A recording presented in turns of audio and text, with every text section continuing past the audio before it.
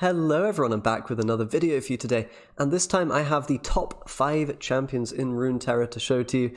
Now this is just my opinion, but all of these champions will have a couple of decks that they can be ran in, 2, maybe even 3, aggro, control, mid-range. They're going to find a place in a lot of those archetypes and a lot of the high-tier decks. So, there are certain champions that are better than these top 5 at certain things, but just keep in mind these are kind of the best crafts overall, assuming you want to be able to build more than one sort of competitive deck. So, let's just jump right in, shall we? So the first card I have here is Elise. Now, this is a starter champion, so, you get a couple of these, when you're starting out. So you only have to craft, really, I think, one to get a full set, but that is definitely going to be a good craft. Elise is a very, very good champion. She might not seem like too much, but when she levels up, becomes the Spider Queen, you're usually even going to get a bit of value out of this attack ability. Maybe you spawn 1 or 2 spiders. At that point, she's a unit that gets you a lot of stats on the board that you shouldn't really have. A 2-3 is already pretty good for 2 mana, so getting an extra 1-1 or 2 1-1s is very good. And if you transform her, that gives you a real, win condition, ability to push with the spiders. Maybe you're playing Brood Awakenings as well to get more on the board. She's just a very good card, allows you to put on a huge amount of pressure, but also defend pressure from the opponent early game. So that means she fits in both aggro decks and sort of controlling decks, or even mid-rangey decks. So she can find a place in a lot of stuff, in a lot of different archetypes, and she does many different jobs very well. So I think having 3 Elise in your collection is going to help you to build a lot of different things. Vi Elise is a very common and popular control deck at the moment, for example. You can play Darius Elise, aggro, which isn't too bad.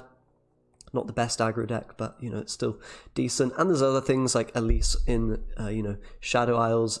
Freljord is a pretty strong archetype as well. So Elise, definitely a good card. Definitely high up on the tier list for champions. So next up, we actually have Vi. Where is she?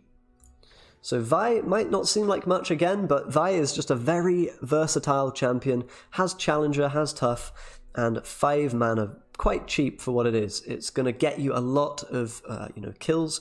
You're going to be able to trade this into a few kind of high-value units from the opponent. She kind of acts like a big, chunky amount of removal, probably killing 2 or 3 things before she dies. Big threat for the opponent to deal with, and if you play it on curve, there's not very many ways for them to kill a Vi, because she has a lot of health and she's tough. So yeah, really, really powerful. Of course, a big threat as well if you manage to level her up. And for that reason, she fits in control decks very well, where you can stall out and then play a Vi when she has 10 strength. But she also works very well in mid-range, and even sometimes in aggro. I've seen it being played. You can use her as some kind of finisher just to smash through later on, or in mid-range, it's just a very good card to trade very well with the opponent.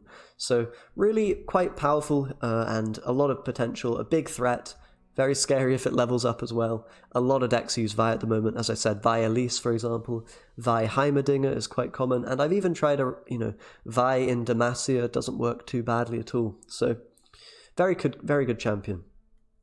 Alright, next up, we have another Demacia. We have a Demacia guy, and it is Garen. Now, you'll have probably seen him at some point.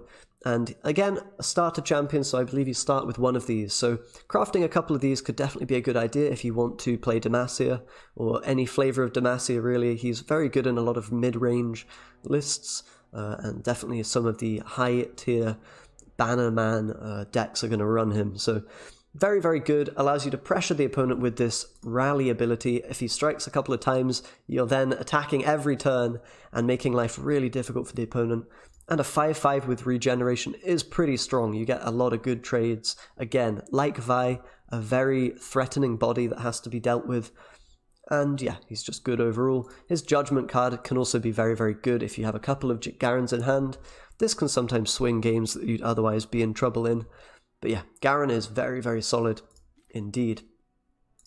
Now it gets a bit closer in terms of what the best champions are. In my opinion, the next best is Misfortune, just because, for a Bilgewater champ, she's very, very good and versatile. You can play her in a lot of different kinds of decks, whether you're using kegs and dealing extra damage with her ability that way, Or you might be playing Scouts and Quinn and dragging in opponents' units with Challenger units to deal damage to them with her abilities. So she has a lot of uses. She's pretty good in mid-range decks. She's very good in aggro decks. She's not really a control card, but I've seen some decks trying to play the late game with Misfortune and Kegs. So there's a lot of ways you can play her.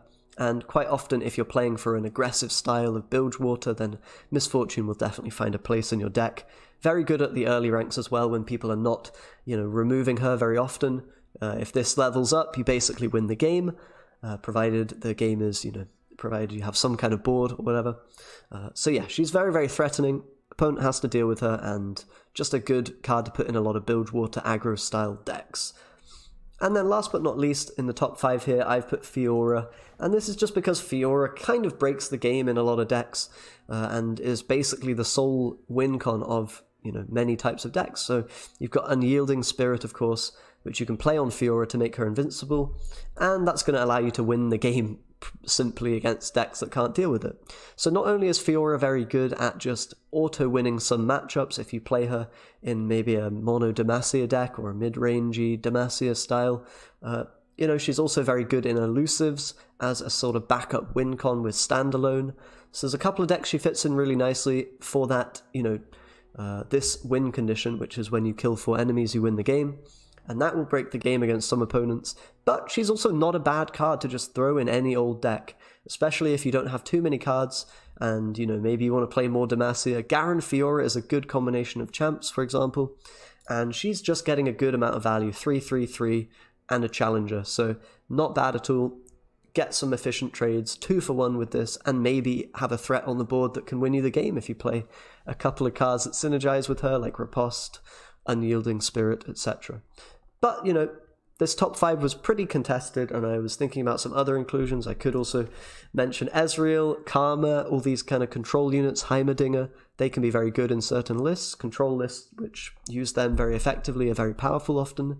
You've got Braum, who's a worthy mention, and of course, Nautilus, Maokai. Very, very nice for deep decks. If you want to run deep, those champs are strong. And also Zed is probably quite good, but he's a starter champ as well, so you can maybe craft him. Twisted Fate, also another worthy mention. There's a lot of good champions, and that's what I think makes Runeterra quite enjoyable from a deck building and a variety when playing kind of standpoint. There's a lot of things you can use and a lot of ways you can play. And that's my top 5 champions. So let me know if you disagree, if you think there's anything that's worthy of mention. Of course, this might be different sometime in the future, so take into account when this was recorded and uploaded. But yeah, for Rising Tides, I think those are the top champions. Thanks a lot for watching, guys, and I'll see you next time.